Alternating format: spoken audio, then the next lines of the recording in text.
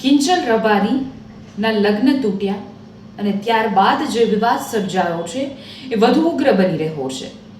કારણ કે હવે ચૌધરી સમાજનો એક પરિવાર અને એની માતા રડી રહ્યા છે અને કહી રહ્યા છે કે હવે અમને અમારી દીકરી, જે રબારી સમાજનો યુવક લઈ ગયો છે પ્રેમ લગ્ન કરીને, એ અમને પરત આપો. અમે તો કિંજલ રબારીને આપને પરત સોંપી દીધી, તો હવે અમને અમારી દીકરી પરત આપો. આ બધું જ થઈ રહ્યું છે.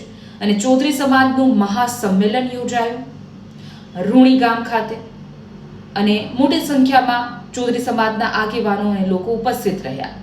ત્યારબાદ એ સંમેલન બાદ દીકરીને પરત લેવા માટે તેઓ ઉણ ગામ પહોંચ્યા અને પછી જે દ્રશ્યો સામે આવ્યા, આજે તમે દ્રશ્યો જોઈ રહ્યા છો, એ કોઈ પાકિસ્તાન, શ્રીલંકા કે અફઘાનિસ્તાનના નથી, પરંતુ બનાસકાંઠા જિલ્લાના છે કે જ્યાં મોટી સંખ્યામાં રબારી સમાજ અને ચૌધરી સમાજ આમને સામને આવી જાય છે.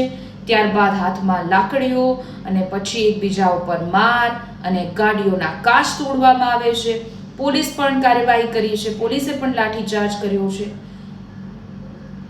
માત્ર વાત એ છે કે અમને અમારી દીકરી, કે જે 2 વર્ષ પહેલા લગ્ન થઈ ચૂક્યા છે, એમને એક સંતાન પણ છે, એ અમને પરત આપો. હવે પ્રેમ લગ્ન, અંતરજ્ઞાતીય લગ્ન કરવા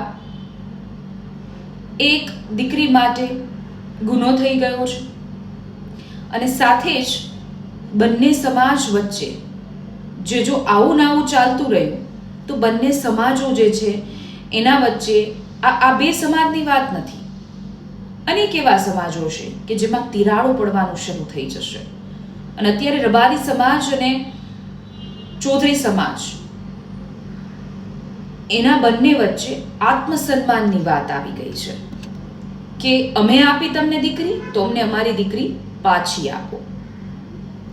ત્યારે પોલીસ તો કાર્યવાહી કરી જ રહી છે, પરંતુ સરકાર આના ઉપર શું એક્શન લેશે એ જોવાનું રહેશે. પરંતુ અત્યારે જે હાલ બધું થઈ રહ્યું છે એના પર આપનો શું વિચાર છે એ મને કમેન્ટ્સ કરીને જણાવજો.